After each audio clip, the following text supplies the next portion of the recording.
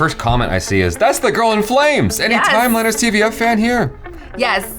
I am so excited though, because I actually saw a picture of this come up on my Instagram because I follow Vogue UK, and then they mentioned that there was going to be a movie of this book, A Suitable Boy, which I had read many years ago. I'll be honest with you guys, I don't actually remember exactly what happens in the book, but I do remember that it was an epic love story. I'm very excited because it's coming out as a mini-series on BBC, and they're really great at this like historical romance stuff.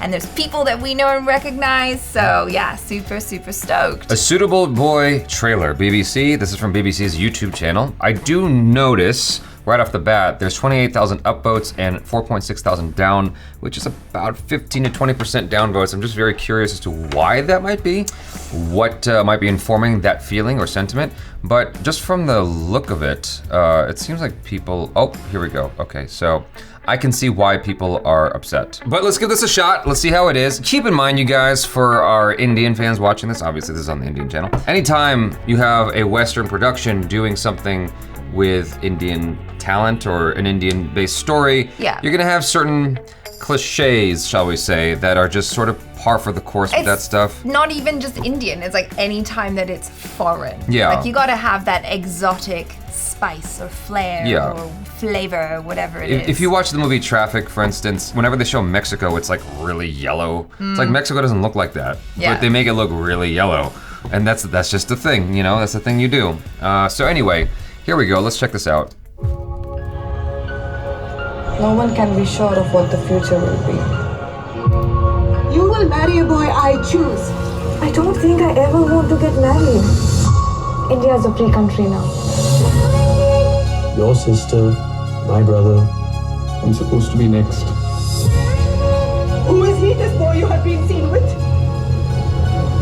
We should follow our own hearts. Nobody ever meant anything to me till I met you. His obsession with that woman. Have you no shame at all? He's a Muslim, Lata. Your family will be against him. One day I will make you proud.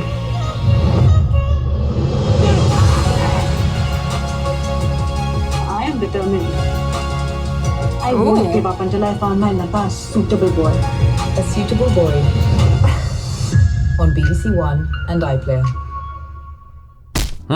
It's not giving too much away, but it's giving enough away. Like I still can't remember anything that happens in the book. I read it such a long time ago. So here's the curious thing. I just want to address the comments real quick because I'm sure that there are some of you guys watching this that have similar sentiments, so I want to respond to it from my ignorant standpoint. But at least it's a Western standpoint, so maybe I can sort of help make sense of things. This is from Aditi Dugarpal, the same Indian summer soundtrack for anything remotely Indian produced by foreign media houses. So that sound, that music, didn't actually strike me as super cliche Indian sounding. No, it didn't. It actually struck me oddly as like YouTube sounding. Yeah. It sounded like something from Epidemic Sound. Like the Epidemic Sound is the company that produces a bunch of licensed music for YouTubers. It's the one that is the most popular. It has that same sort of Epidemic Sound to it. Yeah. I almost wonder if that's where they got the sound for this trailer. Like it would not surprise me if that's where they got it. Are they purposefully talking like Simpsons characters because their accents so much sound like a made-up Indian accent? I don't know where Aman hails from in India. I didn't go everywhere in India. I just traveled a little bit, and I've spoken to a lot of people over Skype,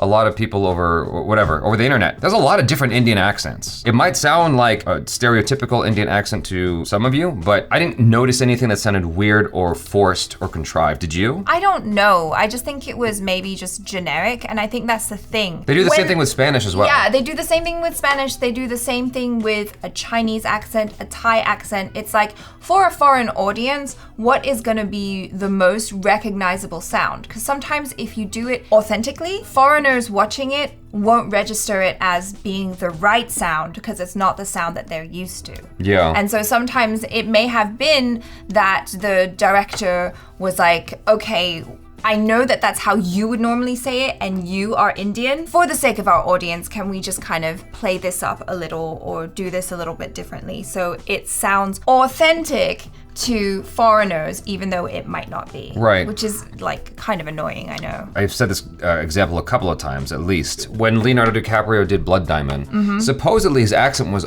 on point. It was, yeah. And when I heard it, I thought it sounded terrible. I didn't know that that's how that sounds. Well, that's also probably because you were expecting a South African accent. Yeah. But I went and watched it with my South African friend, and she said that was actually spot on, because I think his character wasn't actually South African, he was Rhodesian. So it's a completely different accent. Yeah. You know, that happens here all the time, where Spanish is the easiest example, where they want the neutral Spanish accent because you have Spanish from all over the world. Yeah. You know, whether it's Argentinian Spanish or Mexican Spanish or Spanish. There's this neutral sound that they prefer to have for Spanish accents, to the point that whenever I held a Spanish audition for a casting director, they would have an interpreter in the room to make sure that they were able to do that. Right. That accent. To the untrained ear, you can't hear it, but someone who speaks Spanish knows the different sounds. There's another one here. It says, why every time Muslim boy, again, Hindu girl? I believe the story is set during partition, though. I mean, I don't know if that has anything to do with that, but I suppose there is something It's also based on a book, though. It is based on a book. In the book, and like this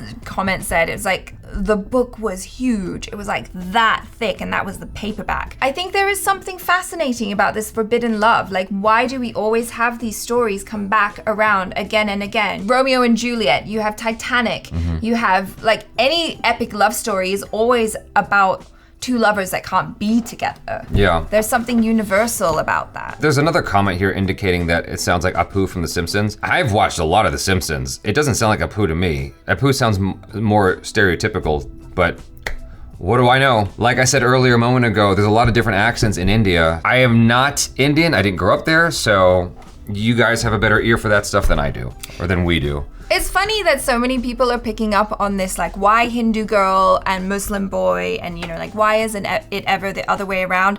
I'm surprised that no one's, like, picking on the whole thing about Tabu having this relationship with a young dude. I think that's pretty sensational in the story. You know, you've got, like, an older woman, sexy, beautiful older woman having this illicit affair with a handsome young man, and especially for it being period like that. There's a comment here that says, why always there's a Hindu girl marrying a Muslim guy and not the other way around? Exactly. What do you mean exactly? That's what I said. You said older man. No, I said in the comments that a lot of people are saying, why is it always a Hindu girl trying to get with a Muslim guy? Why is it not like the other way around? Why is it not a Muslim guy trying to get with a Hindu girl? That happens a lot in movies. I mean, I didn't notice that. I think it's probably a trope. You don't often see it the other way around. I don't know. Some people are saying this is propaganda by British BBC. Like, how is it propaganda? What are they doing? There's something I'm, like, not catching here. Like, it seems to me that they're just trying to adapt this story, and people are taking it in this other direction. I think it's exciting. I think it's cool that they're doing this story. It's an epic novel. I am optimistic for it. It's something that kind of appeals to me. Being someone who enjoys watching historical romances, I could see, like, it could be something that I could get into. Okay, see, so you said, okay. Because the question is, why do they always show a Hindu girl with a Muslim boy, in love with a Muslim boy? Yeah. Why can't it be the other way around? And you took it as, why can't a Muslim boy fall in love with a Hindu girl? Oh, yeah. I thought it was, why can't a Muslim girl fall in love with a Hindu guy? Oh, no, yeah, you're right. I flip-flopped it around the wrong way. But, like, I don't see what's the big deal. Like, it can be anything. It's the same, isn't it? Yeah, I mean, I don't know what the issue is. I'm trying to imagine, like, if it was something not religion, like ethnicity, like, why did they always show a white guy with an Asian girl as opposed to a white girl with an Asian guy? Well, in that case, it's usually exoticizing the feminine. I guess that's maybe what the issue is. I don't know. This is a bit confusing. I mean, I'm gonna look heavily at the comments on this video to understand what I'm missing out on. Yeah, so the English accent is an issue for a lot of people. A lot of people don't like the very premise of the same old tried and true premise, I guess. But having not been as exposed to all of that, I mean, we have actual Indian actors and actresses in here. Yeah. One of whom is from the Flames TV show. I don't have those sort of ill feelings that I'm seeing a lot in the comments. Obviously, comments are not the majority. We're talking 15 to 20% of the people who've watched it. 28,000 people upvoted this. And it's almost guaranteed that most of the people who watched this were Indian, which is why BBC is doing this, because they want that Indian money. Everybody wants that Indian money. That's why it was a huge deal when TikTok got banned in India. Everyone wants that Indian money. It's a huge population. Everyone's trying to tap that market. Mark Zuckerberg was trying to tap that market. I'm the only one who wasn't deliberately trying to tap that market.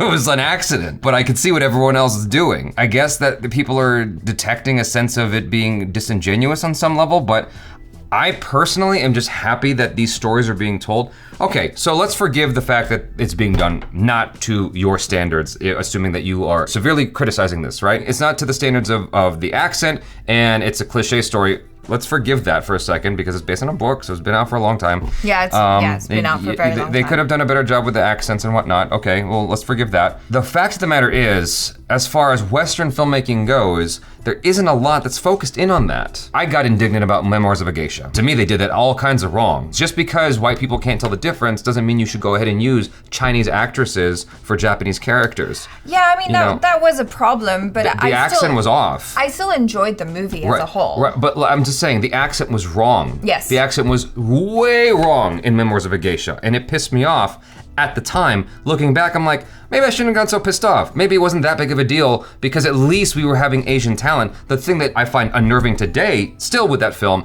is that they were using people from Asia instead of Asian actors from here. It's an American production, as far as I remember, and it's like, why not use American talent for this American film, you know? You could argue the same here. They used Indian talent. It's a BBC production. I know plenty of Indian actors and actresses from the UK.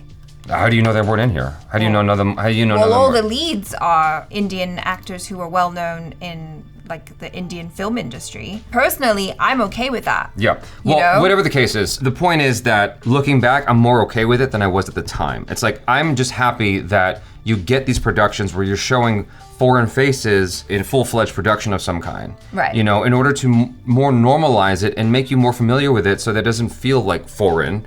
So you're acclimated to it in a way that is just as familiar as a white face. And I think there is something really quite lovely about these like historical dramas, historical romances and adaptations, because especially maybe as someone who is less familiar with a certain culture, being able to experience that, but also with a love story that is universal, because I think we all can understand love, right? And so you've got that. Not all my ex-girlfriends. Gotta bring in an ex-girlfriend. But you've got that, and then I guess with the exotic background and the excitement of being immersed in a different culture, it can be a very transformative experience. Like it transports you into that world, and suddenly there's more interest there. Might it go over the top with the exoticizing of India and kind of really leaning into that Western idea of what India is? Perhaps, maybe very likely, but I think, like you say, it's awesome that they're even doing this story at all. Just to wrap up the thing real quick about what we talked about a moment ago, were my frustrations with Memoirs of a Geisha not using American talent. They did use some American talent. They just didn't use them for the main roles. Because my buddy Steve Terada was the kid on the bike who fell over when he saw her because she was so beautiful. Yeah. With this sort of stuff, you want it to get watched. Yes. Which is why you end up using familiar faces from those countries. In Memoirs of a Geisha specifically, you had Ken Watanabe, you had Zhang Ziyi, you had these familiar faces so that it would make money here and overseas. The country that it's based on. China is a huge, huge country. They wanted that Chinese money, and so they used Zhang Ziyi. Well, also she was super famous at the time because of House of Flying Daggers and stuff. Yeah, she was hot at the time, but I was mad as hell when they used her. Anyway, you guys, thanks so much for hanging out with us. Let us know your grievances and the positive feelings about this in the comments below. Do try to, speak some positive feelings, because it's very easy to go to the negative and just bitch about it, and I totally get that, and I would want to do the same thing, perhaps, thinking of Memoirs of a Geisha, but do try to think of the positive things that you enjoyed about it, and if you would consider spending the time to actually watch it. So check out ACHARA KIRK, as well as the Jabs, if you feel like doing that, Instagram, Twitter, all that good stuff. Check out our other reactions, reviews, short films, vlogs, and interviews. I'm Jaby Koay. This is ACHARA KIRK. Peace out.